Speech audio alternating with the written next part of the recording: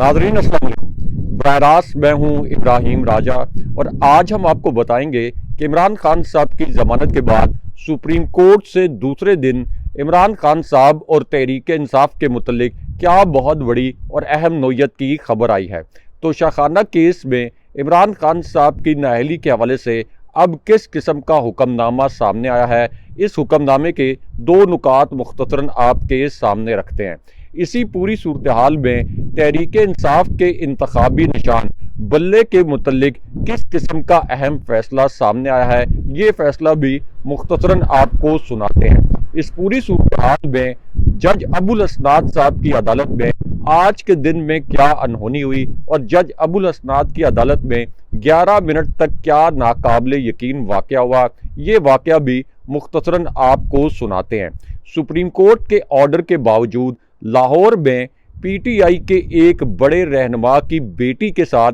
किस किस्म का जुल्म किया गया, इससे जुड़ी एक दिलखराश वीडियो इस वक्त सोशल मीडिया पर वायरल है। अगरचे इस वीडियो को पाकिस्तान के मेन स्ट्रीम मीडिया ने नशर नहीं किया, लेकिन हम आपको ये वीडियो भी दिखाते हैं और इस वीडियो से जुड़ी खबर के दो अहम तरीन नुकात भी मुख्तसरन आपके सामने रखते हैं। सबसे पहले आपको ये बताते हैं कि लाहौर में पीटीआई के एक बड़े रहनुमा की बेटी के साथ किस किस्म का तकलीफदेह वाक़या सामने आया है और सुप्रीम कोर्ट से जुड़ी ये वीडियो, यानी चीफ जस्टिस फ़ायज़ ईसा, जस्टिस तारिक, जस्टिस अतर मिनल्ला और जस्टिस मंसूर अली शाह से जुड़ी ये वीडियो इस वक्त असल में लाहौर से वायरल क्यों है। तो मामला ये है कि सुप्रीम कोर्ट ने ये अहकामात जारी किए थे कि इलेक्शन कमीशन ये इंश्योर करे कि तहरीक इंसाफ को लेवल प्लेइंग फील्ड दिया जाए, लेकिन इसके बावजूद लाहौर में आज जो कुछ हुआ है इसके मुतल्लिक कोई इमेजिन नहीं कर सकता था। और हामिद मीर साहब जो कि एक मारूफ सीनियर सहाफ़ी हैं, उन्होंने भी इस वाक़े पर कमेंट किया है और इस वाक़े पर एक ट्वीट भी किया है। अब लाहौर में मियां महमूदुर रशीद जो कि पीटीआई के एक सीनियर रहनुमा हैं, उन्होंने अपने कागजात नामजदगी जो हैं अपने वकला के ज़रिए दाखिल करवाने की कोशिश की, लेकिन रिटर्निंग ऑफिसर ने ये नॉमिनेशन पेपर लेने से इनकार कर दिया। लेकिन उसके बाद जो उनकी बेटी के साथ एक तकलीफदेह वाक़या हुआ है वो भी व्यूअर्स के सामने रखना ज़रूरी है, क्योंकि उसके बाद मियां महमूदुर रशीद की जो साहबजादी हैं उन्होंने अपने नॉमिनेशन पेपर जब जमा कराए तो उन्हें ये कहा गया कि आप नेशनल बैंक में जाएँ, नेशनल बैंक में जाके इसकी फ़ी पे करें। लेकिन जब महमूदुर रशीद की बेटी नेशनल बैंक में गई हैं तो मैनेजर ने ये कहा कि मैं किसी सूरत आपसे ये फ़ी नहीं ले सकता, आपके नॉमिनेशन पेपर्स की फ़ी नहीं ले सकता, क्योंकि मैंने अगर आपके नॉमिनेशन पेपर्स की फ़ी ली तो फिर मेरी नौकरी चली जाएगी। अब सवाल ये पैदा होता है कि बैंक के मैनेजर को कौन धमका रहा है कि महमूदुर रशीद की बेटी के भी नॉमिनेशन पेपर्स जो हैं वो आपने उसकी फ़ी वसूल नहीं करनी। लेकिन उसके बाद एक और जो इंतहाई तकलीफदेह वाक़या सामने आया है जिसकी एक 37 सेकंड की वीडियो वायरल है, वो वाक़या भी आपको मुख्तसरन सुनाते हैं। तो मामला ये है कि पीटीआई के एक और बड़े रहनुमा शब्बीर कुरैशी, इनके गुज़िश्ता रोज़ नॉमिनेशन पेपर्स जो हैं ये वसूल नहीं किए गए थे और ये कहा गया था कि आप इस तरह करें कि कल आ जाएं, कल इनके जो नॉमिनेशन पेपर्स हैं वो वसूल कर लिए जाएंगे। लेकिन आज जब इनके नॉमिनेशन पेपर जमा कराने की बारी आई तो उस वक्त आरओ ने साफ इनकार कर दिया और आरओ ने यह कहा कि किसी भी सूरत शब्बीर कुरैशी को इलेक्शन नहीं लड़ने दूंगा और मैं किसी चीफ इलेक्शन कमिश्नर को नहीं मानता, ना मैं किसी और को मानता हूं। और फिर उन्होंने धमकियां दी और इस तरह आप ये कह सकते हैं कि चीफ इलेक्शन कमिश्नर जिन्होंने एक नाम निहार लेवल प्लेइंग फील्ड का बहाना बनाया था कि हम पीटीआई को लेवल प्लेइंग फील्ड देंगे, तो चीफ इलेक्शन कमिश्नर और सुप्रीम कोर्ट के अहकामात को एक आरओ ने उड़ा कर रख दिया। लेकिन यहाँ पर इमरान खान साहब तहरीक इंसाफ के इंतखाबी निशान बल्ले के मुतल्लिक जो एक बड़ी और अहम नोयत की खबर आई है, ये खबर भी मुख्तसरन आपके सामने रखते हैं। अब ये खबर उस वक्त आई जब अडियाला जेल में जज अबुल असनाद साहब की अदालत में एक और बड़ी अनहोनी हुई। 11 मिनट तक एक नाकाबिले यकीन वाक़या हुआ, यानी सुप्रीम कोर्ट की जानिब से इमरान खान साहब को साइफर केस में ज़मानत देने के बावजूद जज अबुल असनाद साहब ने सुप्रीम कोर्ट से भी बड़ी अपनी अदालत लगा ली और सुप्रीम कोर्ट के अहकामात को उड़ा कर रख दिया। क्योंकि एक तरफ तो जो पीटीआई के वकला हैं इनको आधी रात को कॉल की गई और इन्हें यह बताया गया कि सुबह सुबह साइफर का ट्रायल होगा, यानी जिस साइफर केस के जेल ट्रायल को इस्लामाबाद हाई कोर्ट भी कलदम करार दे चुकी है, और उसके बाद सुप्रीम कोर्ट इसी साइफर केस में इमरान खान साहब को जमानत भी दे चुकी है। लेकिन उसके बाद जब जज अबुल असनाद साहब अदालत में आए तो पता ये चला कि वो अपने साथ 22 गवाह भी ले आए। यानी इस वक्त पूरी कोशिश ये की जा रही है कि दिन रात ये साइफर का जाली ट्रायल जेल के अंदर चलाया जाए और इमरान खान साहब को इस जाली केस के अंदर सज़ा दी जाए। इतनी तेज़ी के साथ जज अबुल असनाद जो है वो इस केस का ट्रायल बगैर शवाहिद, बगैर गवाहों के मुकम्मल करने की कोशिश कर रहे हैं। लेकिन यहाँ पर इलेक्शन कमीशन से जो तहरीक इंसाफ के इंतखाबी निशान बल्ले और तहरीक इंसाफ के रहनुमाओं के नॉमिनेशन पेपर्स के मुतल्लिक बड़ी खबर आई है, हैरान कुन खबर आई है। ये खबर भी आपको मुख्तसरन बताती है। तो मामला ये है कि जो नॉमिनेशन पेपर्स हैं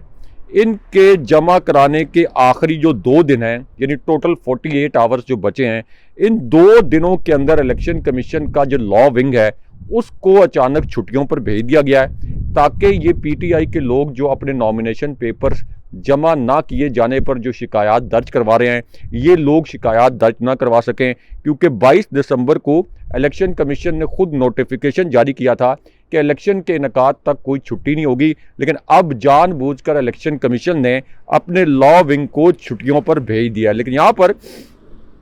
इस्लामाबाद हाई कोर्ट से भी इमरान खान साहब और बुशरा बीबी साहिबा के मुतल्लिक एक बड़ी और अहम खबर आई है। ये खबर भी आपको मुख्तसरन बताते हैं, क्योंकि एक बड़ी शख्सियत को अब अदालत ने तलब कर लिया है। पाकिस्तान के अंदर इस तरह के फैसले कम आते हैं, लेकिन जस्टिस बाबर सत्तार की अदालत में क्या कुछ हुआ ये भी आपको मुख्तसरन बताते हैं। तो मामला ये है कि बुशरा बीबी साहिबा की जो एक जाली ऑडियो लीक की गई थी, इसके खिलाफ जो दरख्वास्त इस्लामाबाद हाई कोर्ट में गई उस पर अब जस्टिस बाबर सत्तार ने एक बड़ा फैसला जारी किया है। और जस्टिस बाबर सत्तार ने इस फैसले में डीजीआईबी और डीजीएफआईए को 19 फरवरी 2024 को ज़ाती हैसियत में तलब किया है और उन्होंने ये पूछा है कि सरदार लतीफ़ खोसा और बुशरा बीबी साहिबा की ये जो ऑडियो है ये कैसे लीक हुई और अकाउंट होल्डर कौन है जिसके ज़रिए पहले सोशल मीडिया पर ये खबर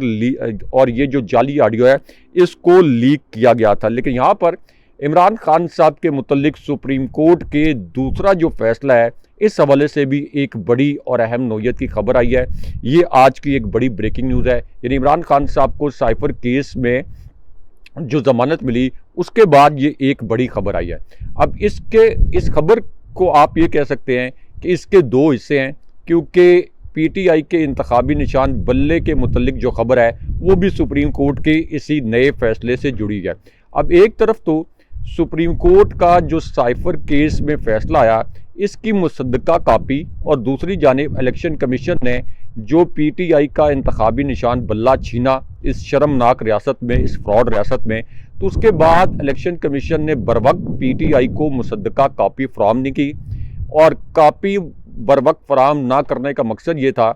कि बैरिस्टर गौर ने और पीटीआई ने यह फैसला किया था कि इलेक्शन कमीशन के इस फैसले को पेशावर हाई कोर्ट में चैलेंज किया जाएगा। लेकिन जाहिर है कि पेशावर हाई कोर्ट में या किसी भी अदालत में जब इस फैसले को चैलेंज किया जाता तो पहला तकाजा इस केस को फिक्स करने के लिए ये होता कि मुसद्दका कॉपी फैसले की इस दरख्वास्त के साथ मुंसलिक की जाए। लेकिन जानबूझकर इलेक्शन कमीशन ने इस फैसले की मुसद्दका कॉपी जो है वो तहरीक इंसाफ को फराहम नहीं की। लेकिन इसी पूरी सूरत हाल में अब इमरान खान साहब के मुतल्लिक सुप्रीम कोर्ट से एक बहुत बड़ी और अहम नौयत की खबर आई है। इस खबर के 2 नुकात आपको मुख्तसरन बताते हैं, क्योंकि एक तरफ तो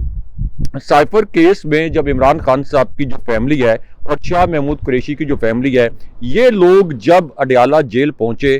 तो बताया ये गया कि सुप्रीम कोर्ट का हुक्म गलत बुनियाद पर, इसको गलत बुनियाद पर आप ये कह लें कि इंटरप्रेट किया जा रहा है। और फिर ये धमकाया गया शाह महमूद कुरैशी और इमरान खान साहब की फैमिली को कि आप हमारी समात में रुकावट ना बने, और जो वकला थे उनको बाहर दरवाजे पर खड़ा कर दिया गया, उनको अंदर जाने की इजाज़त नहीं दी गई। और ये जो पूरा ड्रामा है इसके मुतल्लिक फिर नई पंजोता ने यह कहा कि जो जज अबुल असनाद हैं वो एक ही मरतबा इमरान खान साहब की सज़ा का नोटिफिकेशन जारी कर दें ताकि ना ये ट्रायल हो, ना शवाहिद हो, ना गवाह हो, और डायरेक्ट इमरान खान साहब को सज़ा दी जाए अगर जज अबुल असनाद साहब ने पहले ही यह फैसला कर लिया। लेकिन इस पूरी सूरत हाल में इमरान खान साहब के मुतल्लिक सुप्रीम कोर्ट से जो बड़ी खबर आई है वो आपको मुख्तसरन बताते हैं, क्योंकि ये जो खबर है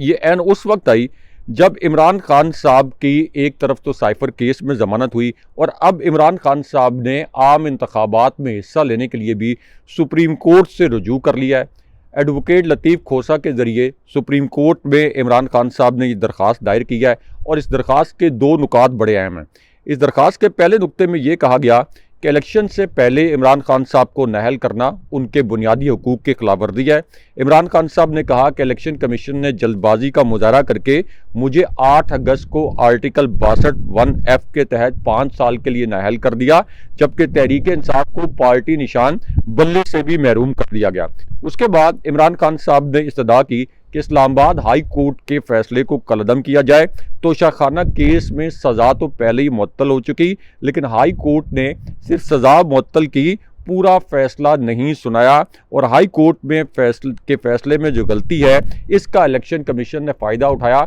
और इमरान खान साहब को नाअहल कर दिया गया। तो अब सुप्रीम कोर्ट में इमरान खान साहब की नाअहली के ख़ात्मे के लिए भी एक पटिशन दायर हो गई है। इस पर एतजाज़ हसन साहब का कहना है कि पहली हियरिंग में इस्लामाबाद हाई कोर्ट से बल्ले के इंतखाबी निशान के मुतल्लिक जो इलेक्शन कमीशन का फैसला है ये फैसला भी उठ जाएगा और सुप्रीम कोर्ट ने अगर मेरिट पर फैसला किया, कोई दबाव न लिया, तो इमरान खान साहब की नाअहली भी पहली हियरिंग में ख़त्म हो जाएगी। अगले प्रोग्राम तक के लिए अल्लाह हाफ़िज़।